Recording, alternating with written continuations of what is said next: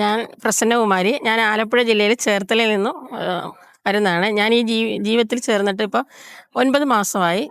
എനിക്ക് നല്ലോണം ഷുഗറുണ്ടായിരുന്നു. 500ൻ്റെ അടുത്ത് വന്നാ ഷുഗറ്. മരുന്നൊക്കെ 10, 12 ഗുളിക ഇതൊക്കെ ഒരു ദിവസം കഴിച്ചിരുന്നതാണ്. ഇൻസുലിൻ എടുത്തില്ല. പക്ഷേ എന്നാലും ഞാൻ അപ്പോഴാണ് എനിക്ക് ഈ ഡോക്ടറുടെ പ്രസാദ് സാറിൻ്റെ നമ്പർ കിട്ടി. ഞാനങ്ങനെ കോൺടാക്ട് ചെയ്ത് അങ്ങനെ ഞാൻ ജീവിതത്തിലേക്ക് കയറി. ഇപ്പോൾ എനിക്ക് എല്ലാം നോർമലാണ്. ഷുഗറൊക്കെ നോർമലാണ്.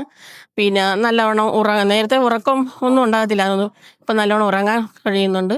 അതുപോലെ അതിൻ്റെ ഗുളികകളെല്ലാം വളരെ കുറച്ച്. ഇപ്പം ഞാൻ അര ഗുളിക വീതം കഴിക്കുന്നു. 2 നേരം കഴിക്കുന്നുണ്ട്.